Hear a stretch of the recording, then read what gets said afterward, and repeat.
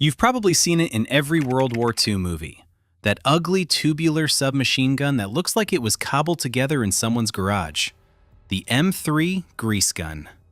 Soldiers called it a plumber's nightmare and a cake decorator.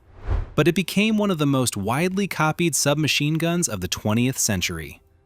Argentina built over 47,000 copies. China reverse-engineered thousands more.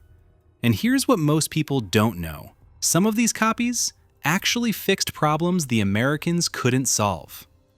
So how do these crude imitations compare to the original? And why did one of them remain in combat as late as the Falklands War in 1982? Let's start with why the M3 existed in the first place, because understanding the original reveals why so many countries wanted to copy it. In 1942, the United States had a problem. The Thompson submachine gun was excellent, but it cost around $200 to produce. That's over $3,000 in today's money. The Thompson required skilled machinists, precision tooling, and about 40 hours of labor per gun. It had over 40 machined parts that needed to fit together with tight tolerances. In a total war where factories were cranking out tanks, planes, and ships, this was unsustainable. The Army looked at what the Germans and British were doing. The German MP-40 and British Sten used stamped sheet metal for nearly all components. They were ugly, but they worked, and mass production churned them out by the thousands.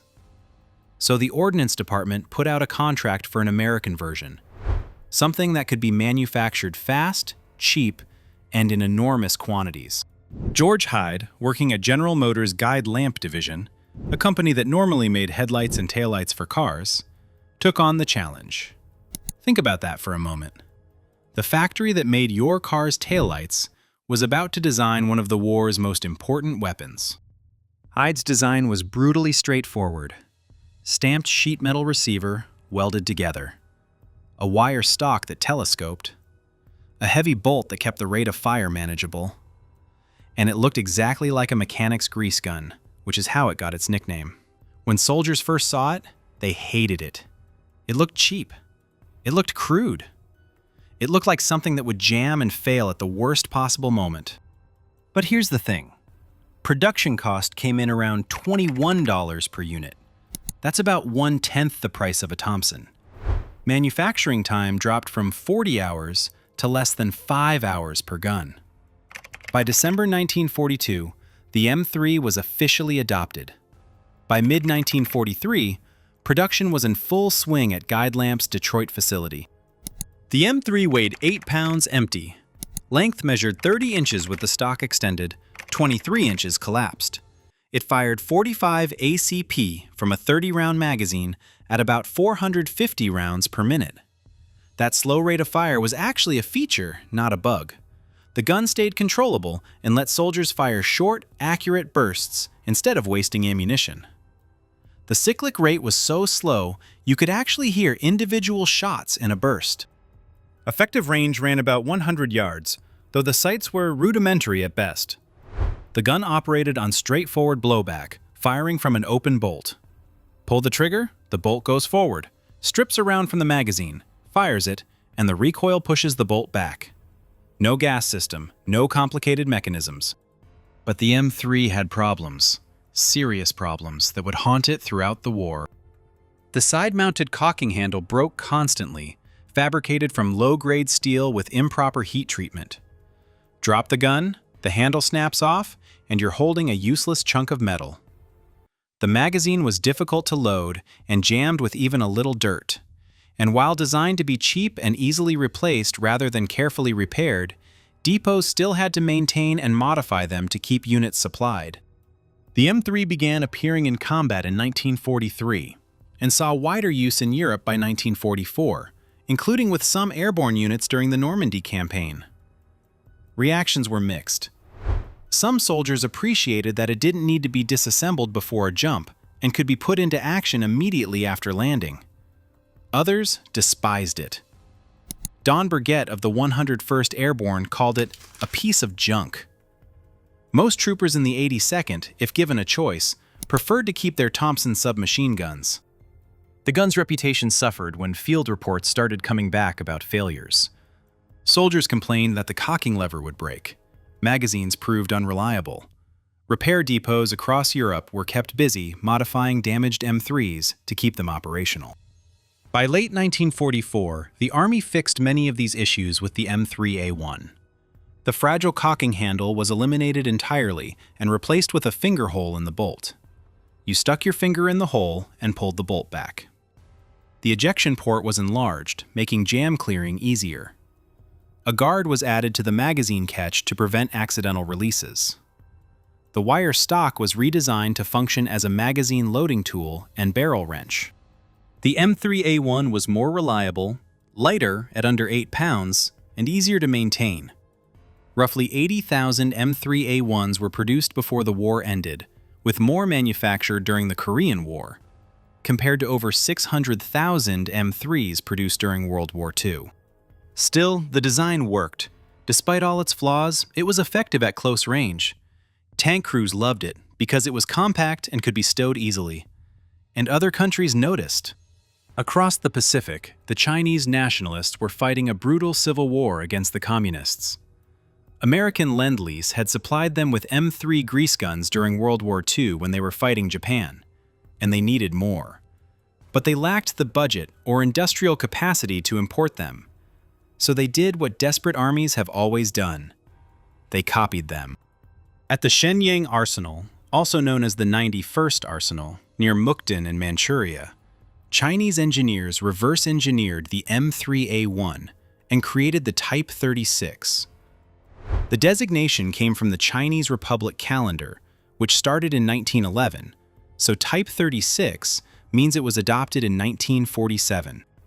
The Type 36 chambered 45 ACP, like the American original, but Chinese factories lacked precision manufacturing equipment, forcing further modification. No wrench flats for easy barrel removal, no oil storage compartment in the pistol grip, parts incompatible with American M3A1s. Quality varied wildly by workshop. Around 10,000 were likely produced, though exact figures remain unclear. These guns saw serious combat. Chinese nationalist troops carried them through the final years of civil war. When communists captured the factory, they inherited the tooling and continued production. Type 36s ended up in Chinese People's Liberation Army hands during the Korean War, facing American troops with the original M3s. There's a certain irony in that. But the Chinese weren't done.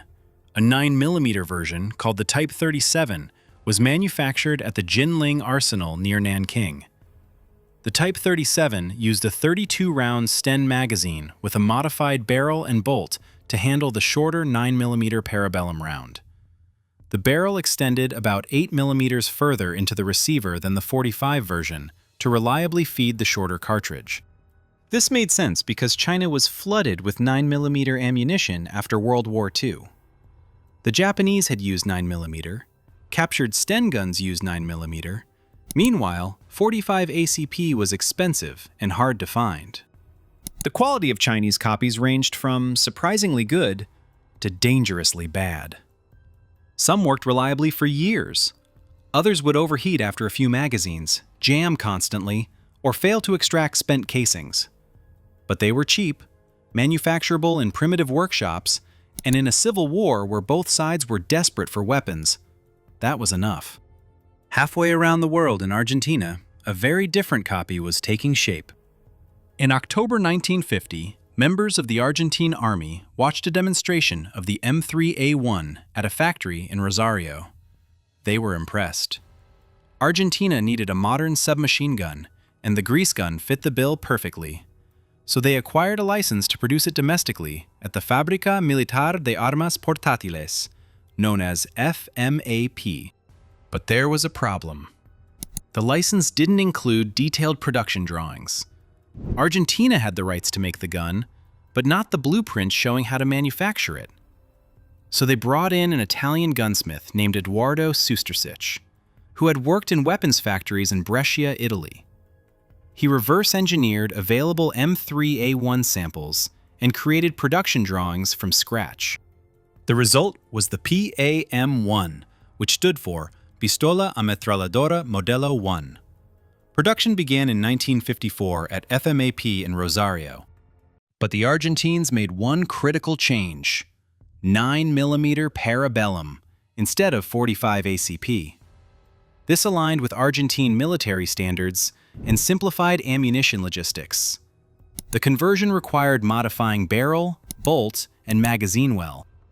Constructed with thinner sheet steel than the American original, the PAM-1 came in a pound lighter, 7.3 pounds empty versus 8 pounds for the M3A1. Overall length measured 28.5 inches with stock extended. Barrel length fell under 8 inches. A flip-type rear sight allowed adjustment for 50 and 100 meters. That thinner steel created problems. Extended firing overheated the receiver. The lighter bolt plus 9mm cartridge pushed rate of fire to around 450 rounds per minute, making full auto control difficult. Worse, the PAM-1 inherited the M3's dangerous safety flaw. The M3 and M3A1 had no real safety mechanism. The only safety was the dust cover over the ejection port. When closed, a hook was supposed to catch the bolt.